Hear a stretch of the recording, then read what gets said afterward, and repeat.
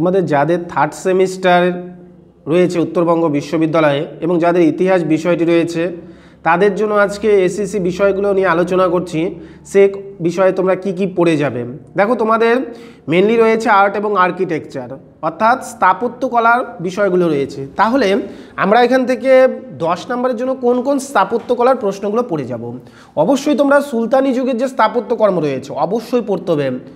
Discuss the art and architecture সুলতানি period, সুলতানি যুগে যে আর্ট এবং আর্কিটেকচার রয়েছে সেটা সম্বন্ধে আলোচনা করো। সেমভাবেই আমরা পড়ব পল্লব যুগে শিল্প স্থাপত্য, discuss the Pallava art and architecture. 2 নম্বর প্রশ্ন। প্রথম আমরা বললাম সুলতানি যুগের আর্ট অ্যান্ড আর্কিটেকচার, 2 নম্বর বললাম পল্লব যুগের আর্ট এবং আর্কিটেকচার। 3 নম্বর তোমরা যে প্রশ্নটি দেখবে সেটি হচ্ছে মৌর্য যুগের আর্ট এবং আর্কিটেকচার, মৌর্য যুগের স্থাপত্য এবং যে রয়েছে সেই প্রশ্নটা তোমরা অবশ্যই পড়ে যাবে। এবং 4 নম্বরে তোমরা দেখবে মোগল যুগের শিল্পকলা, Mughal art and architecture, Mughal যুগের যে শিল্পকলা রয়েছে সেই সম্বন্ধে আলোচনা করো, অবশ্যই তোমরা পড়বে।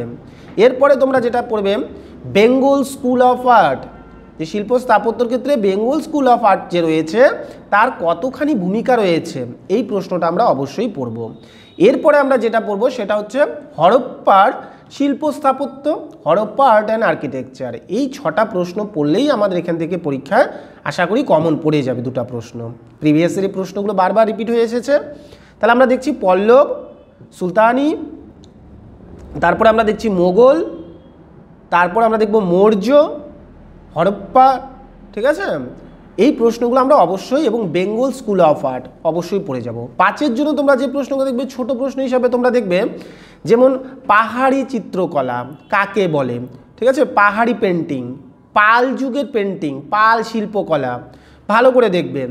মন্দির স্থাপত্য, ঠিক আছে, যে মন্দির যে স্থাপত্য রয়েছে সেই স্থাপত্য সম্পর্কে আলোচনা করো। তারপরে তোমাদের হচ্ছে যে শিল্পকলায়, বেঙ্গল শিল্পকলায় যামিনী রায়, তারপরে হচ্ছে অবনীন্দ্রনাথ ঠাকুর, হ্যাঁ, রামকিঙ্কর বেজ, এদের কি ভূমিকা ছিল এই প্রশ্নটাও তোমরা 5-এর জন্য এখান থেকে একটা প্রশ্ন অবশ্যই থাকবে, হয় অবনীন্দ্রনাথ ঠাকুর থাকবে, নয় যামিনী রায় থাকবে, ঠিক আছে। একটা প্রশ্ন তো অবশ্যই পরীক্ষায় থাকবে, রামকিঙ্কর বেজ, ভালো করে এই জায়গাটা দেখতে হবে, ঠিক আছে। তো এই যে প্রশ্নগুলো রয়েছে এই প্রশ্নগুলো যদি তোমরা ভালো করে দেখে যাও তাহলেই তোমাদের পরীক্ষায় আশা করি ভালো হয়ে যাবে। 5-এর জন্য আমি কম প্রশ্নই বললাম, ঠিক আছে। তো এই প্রশ্নগুলো তোমরা পরীক্ষা দেখে যাও। সবাইকে ধন্যবাদ।